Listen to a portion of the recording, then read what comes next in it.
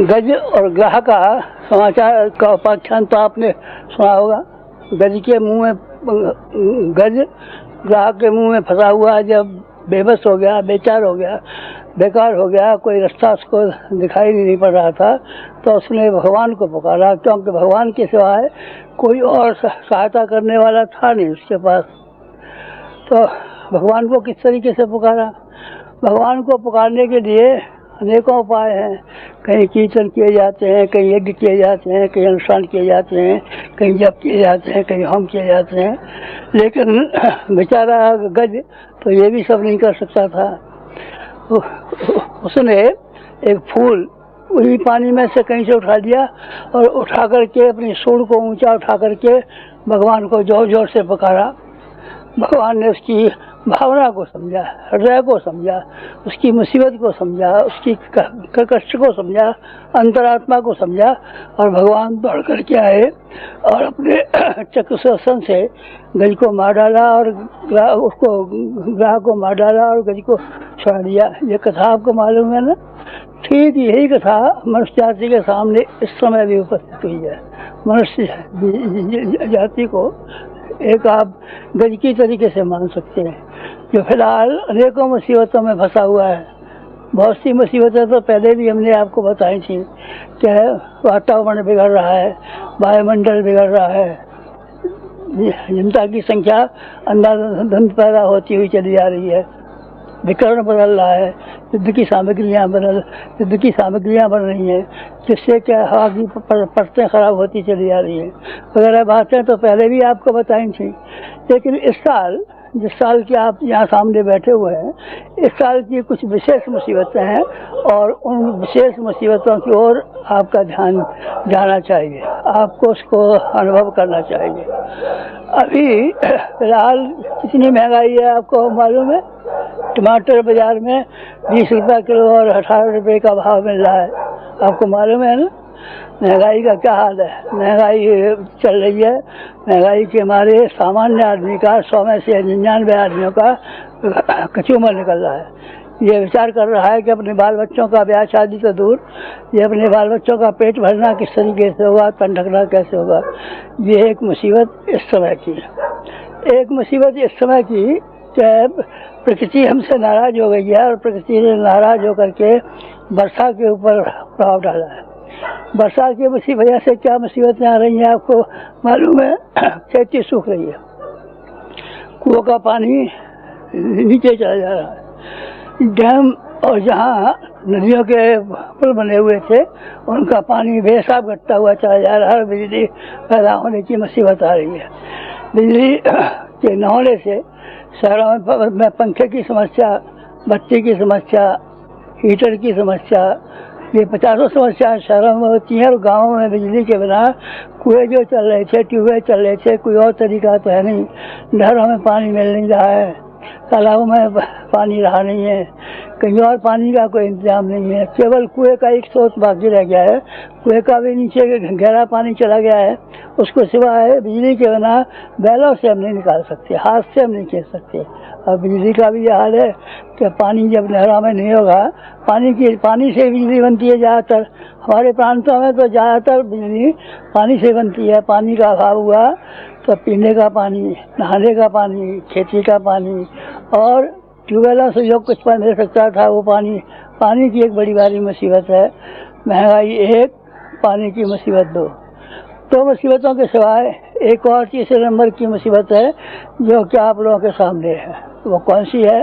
वो ये है कि पुराने ज़माने में तो जब अकाल पड़ते थे और खाने पीने की चीज़ों का अभाव होता था तो भीख मांगने लगते थे, कुछ और काम करने लगते थे। पर आज तो आप जानते हैं ना, चोरी उठाईगिरी और डकैतियों के अलावा नया खून में कोई तरीका ही नहीं मालूम है उसको एक ही सबसे सस्ता तरीका मालूम है कि चोरी उठाईगिरी की जाए, लूटपाट की जाए।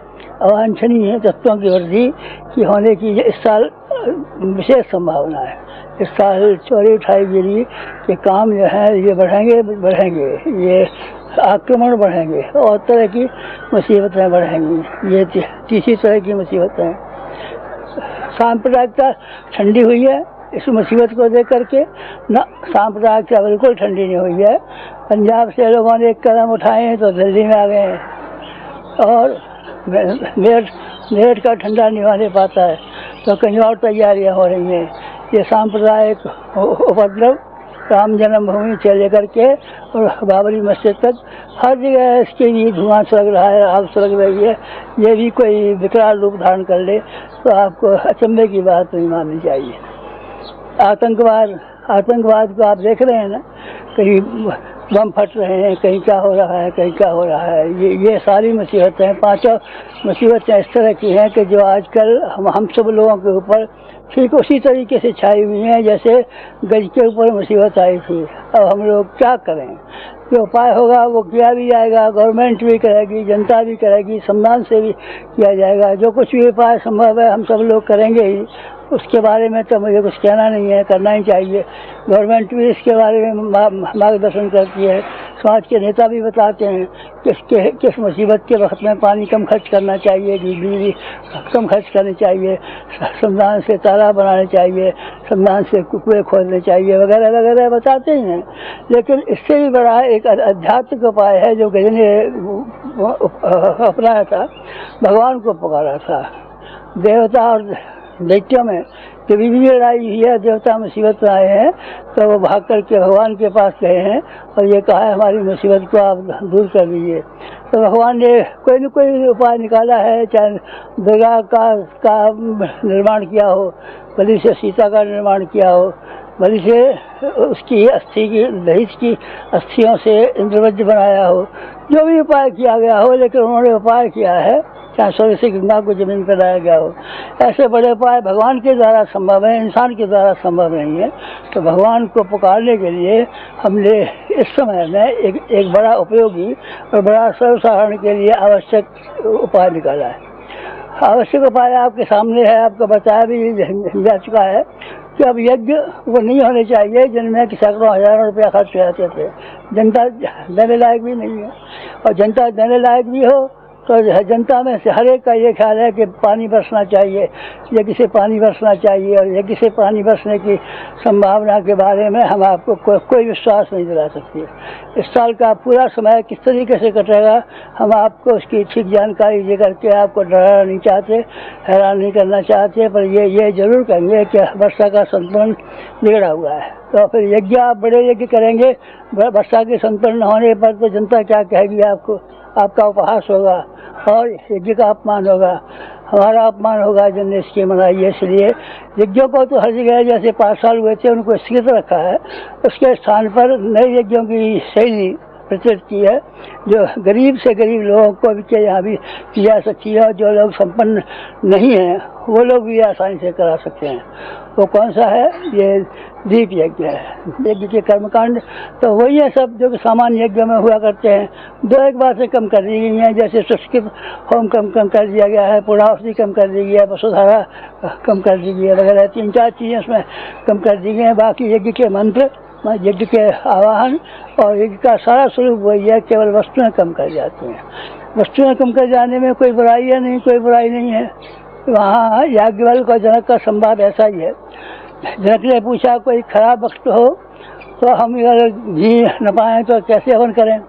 तो याज्ञवल्क्य जी ने कहा यज्ञ तो करना आवश्यक है, वो तो करना चाहिए, उससे तो हमारी भारतीय संस्कृति के माता पिता हैं, इनका पूजन तो इनको तो भोजन कराना ही चाहिए। वायुमंडल और वायु संशोधन के कार्य के लिए तो करना ही चाहिए, वातावरण संशोधन का काम तो हाथ में लेना ही चाहिए, पर वस्तुएं कम कर सकते हैं। तो जनक ने पूछा क्या वस्तुएं कम कर सकते हैं? तो उन्होंने कहा घी अगर आपके पास रहो तो हवन सामग्री जो वनस्पतियों से बनती है उससे ही आप हवन कर लें, बिना घी के हवन कर लें। तो उन्होंने कहा कि जब वर्षा नहीं होगी तो वनस्पतियाँ भी पैदा नहीं होंगी, तो फिर कैसे हवन करेंगे? तो फिर याज्ञवल्क्य जी ने कहा है कि आप लकड़ियों की संविधाओं से हवन कर सकते हैं, यानी कहने का अर्थ है कम से कम वस्तुओं से हवन कर सकते हैं।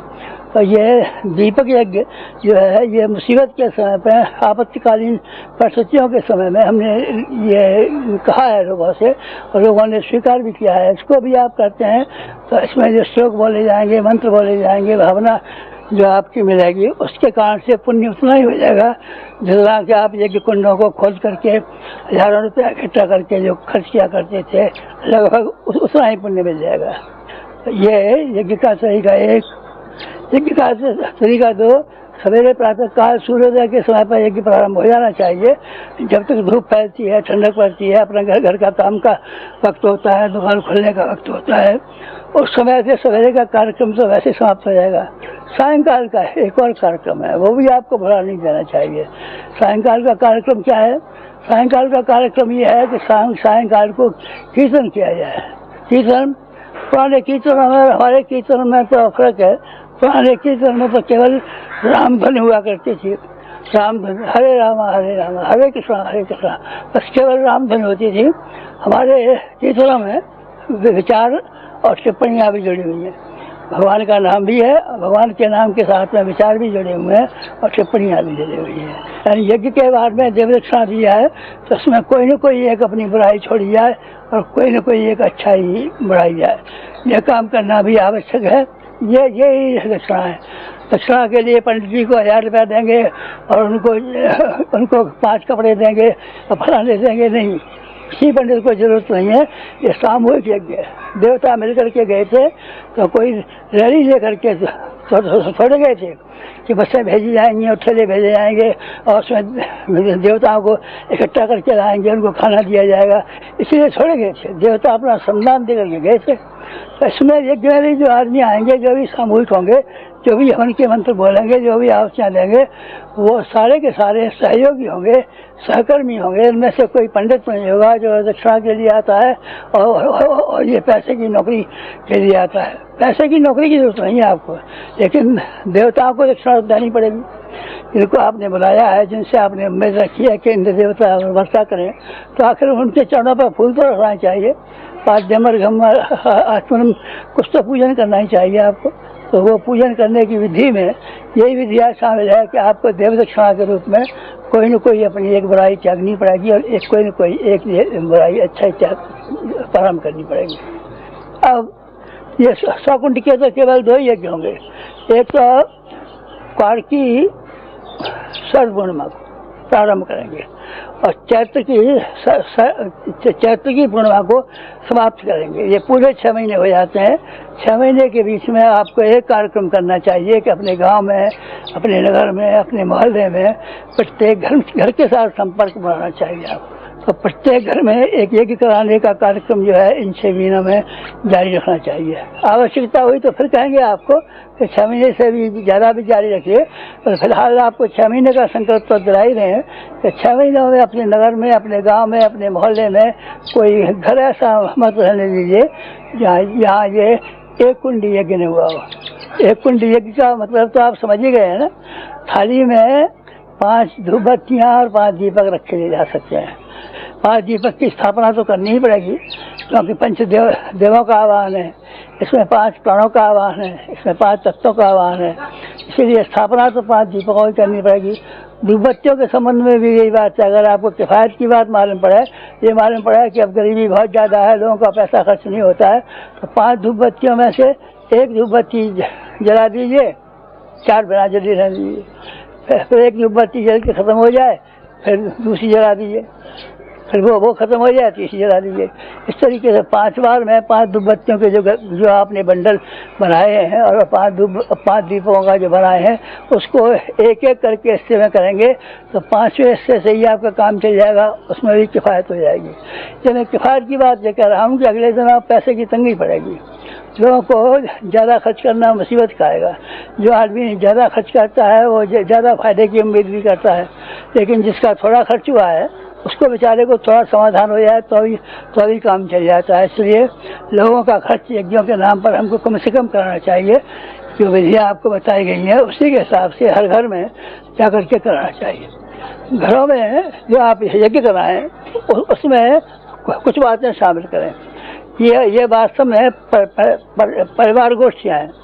परिवार गोष्ठियों के रूप में हम पारिवारिक यज्ञ कर रहे हैं। इसमें परिवार निर्माण का उद्देश्य छपा हुआ है जो कि समाज निर्माण से भी संबंधित है और व्यक्ति निर्माण से भी संबंधित है। व्यक्ति निर्माण और समाज निर्माण के बीच की इकाई ये परिवार निर्माण है। परिवार निर्माण परिवार यज्ञों के माध्यम से सवेरे परिवार यज्ञ किया जाए, शाम को कीर्तन की व्यवस्था की जाए। भले से महिलाएं मिलजुल के कर दें, ये बात नहीं है, पर करना जरूर चाहिए। लेकिन साथ साथ में वो जो है देव दक्षिणा वाला प्रकरण वो नहीं भूलना चाहिए। देव दक्षिणा हर घर के यज्ञ में भी होनी चाहिए। क्या क्या होनी चाहिए? कुछ खास बातें हैं जो कि जरूर करनी चाहिए। प्रातः काल सूर्योदय के समय पर भगवान का स्मरण करना इस समय बहुत आवश्यक है। सूर्योदय का खास बात है इसमें, चाहे सवेरे कर लेंगे, दोपहर कर लेंगे, शाम कर लेंगे, नहीं भाई साहब, बिल्कुल सवेरे ही सूर्य निकलते समय पर ही, चाहे आप नहाए हों चाहे नहीं नहाए हों, सूर्योदय का समय, क्योंकि एक ही समय पर एक ही तरीके से एक ही समय में काम किए जाने की शक्ति सगुनी हो जाती है। इसलिए प्रातः काल का जब आवश्यक बताया गया है, उसको आप घरों में घर घर में जाकर के हर आदमी से मिल करके इसके बारे में कहिए कि प्रातः काल का जब हर आदमी करना शुरू करे, चाहे 10 मिनट का ही क्यों न हो। इसके सिवाय एक और बात है कि हमारे देश को गिराने वाली कुछ चीज़ें हैं, उनसे अपने आप को उबारने की कोशिश करनी चाहिए।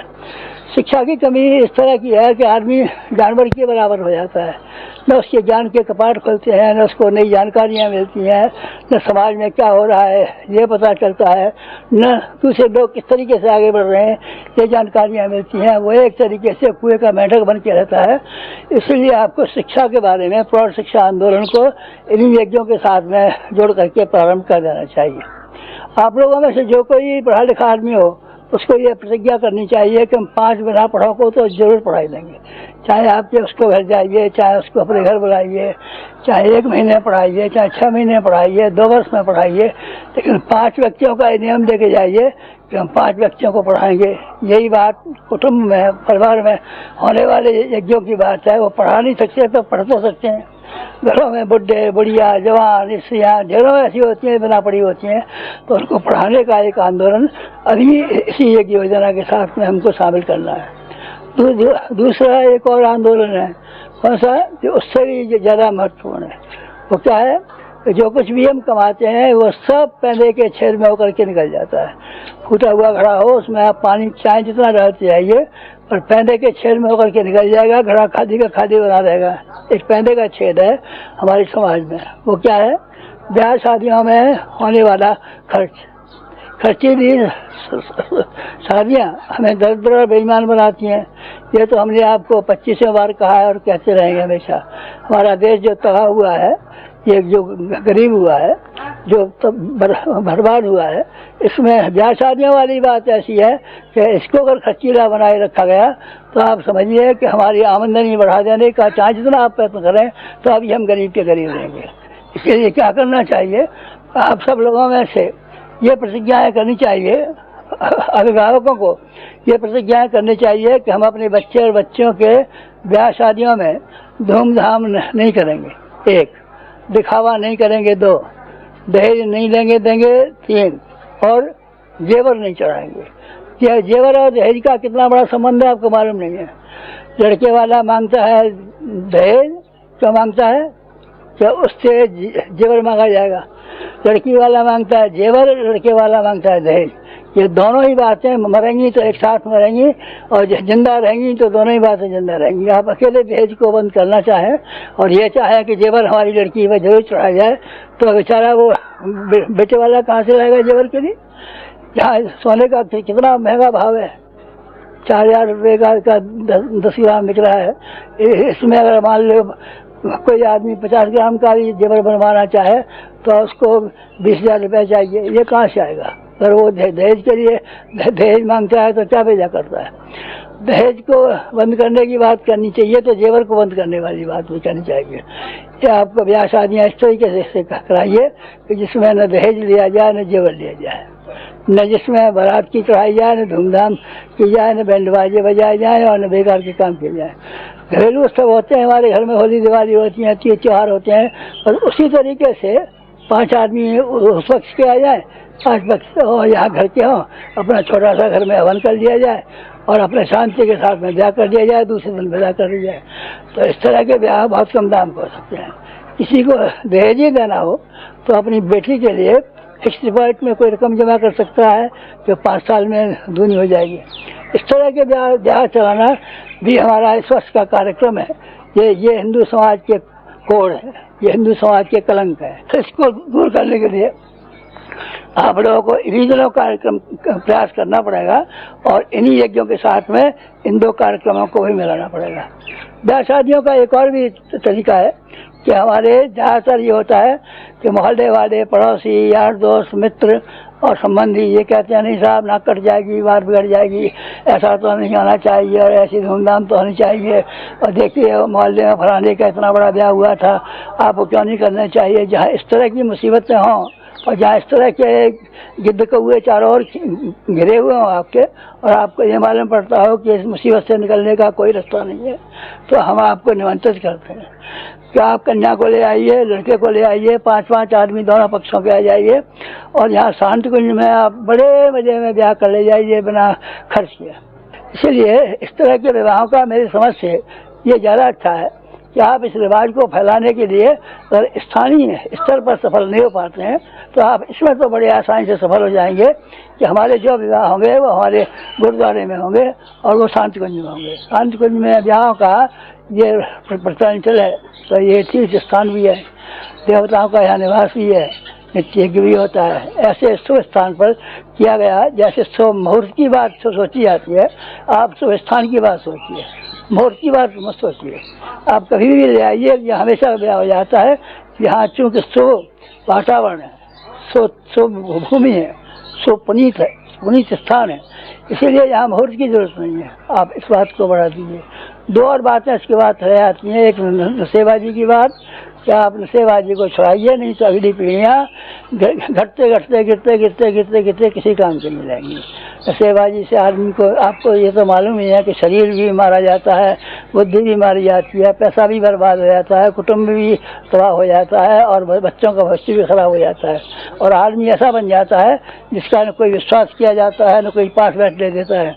ये पीढ़ियों की गिरावट अगर बनी रही तो 50-40 वर्ष में एक पीढ़ी के बाद दूसरी पीढ़ी कमज़ोर होगी, दूसरी के बाद तीसरी कमज़ोर होगी, और हम वास्तव में फिर इसी लायक हो जाएंगे कि हमको अपने शरीर को ढकेलना मुश्किल हो जाएगा।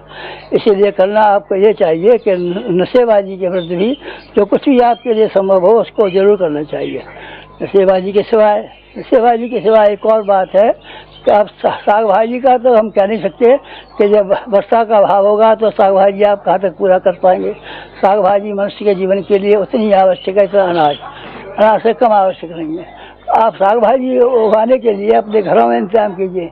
पीने का पानी पीते हैं, कुल्ला करते हैं, नहाते हैं, नहाने का पानी इकट्ठा कर लीजिए और अपने घरों में जो गमलों में, टोकरों में, पिटारों में, किसी में जो आपने रखी हुई है उसी में आप उस पानी को डाल दीजिए। जो आपके स्नान से बचा हुआ है, जो आपके पानी पीने से बचा हुआ है, जो आपके हाथ धोने से बचा हुआ है, उस पानी को भी साग भाजी में डाल दें तो साग भाजी पैदा हो सकती है। साग भाजी का घर का पूरा खर्चा आप नहीं भी चला सकते मान लीजिए, तो उससे कम से कम चटनी का काम तो चल सकता है। रूखी रोटी खाने की बजाय आप चटनी से तो काम चला सकते हैं। चटनी भी एक ऐसी चीज़ है कि जिससे हमारे लिए कुपोषण में मदद मिलती है। आपका ये धनिया है, पुदीना है, पालक है, और ये अदरक है, मिर्च है, टमाटर है, ये चीज़ें तो आसानी से लगा सकते हैं, कोई और साग नहीं बो सकते, तो आप चटनी के साग का सामान तो आसानी से इकट्ठा कर सकते हैं। बस ये साग भाजी को लगाना एक, नशेबाजी का विरोध करना दो, ब्याह शादियों में खर्च न होने देना, शादी के साथ ब्याह करना तीन, और शिक्षा के बारे में इतना ज़्यादा प्रचार करना। छोटे बच्चों को तो ये भी है कि गवर्नमेंट स्कूलों में पढ़ा देती है, लेकिन बड़ों की संख्या तो 2/3 है। 2/3 हमारे देश में बिना पढ़े लोग हैं। उनको शिक्षण करने की बात हम लोगों को तैयारी करनी चाहिए और इन सब बातों को ध्यान में रख करके इन यज्ञों की पूर्णता इन बातों में जोड़नी चाहिए कि आपके साथ में भावनाएं जुड़ी हुई हों, सेवाएं भी जुड़ी हुई हों, देश को उठाने का मनोवृत्ति भी जुड़ी हुई हो, यज्ञ भी जुड़ा हुआ हो, कीर्तन भी जुड़ा हुआ हो, और भगवान का नामस्मरण भी जुड़ा हुआ हो, और अपनी बुराइयों को छोड़ने और अच्छाइयों को बढ़ाने का प्रयत्न भी चलना चाहिए। ये सब मिला करके चलेंगे तो आप ये मान लीजिए यज्ञ में जो भी बड़े से बड़ा कार्यक्रम होता था इन कार्यक्रमों के आधार पर ही पूरा हो जाएगा और वही फल मिलेगा आपको जो कि बड़े यज्ञों से मिलना चाहिए। मुझे आशा है कि आप इन बातों को ध्यान से सुनेंगे और उसको कार्यान्वित करने में कुछ उठा नहीं रखेंगे। इतना ही निवेदन है आप सब लोगों से। ओम शांति।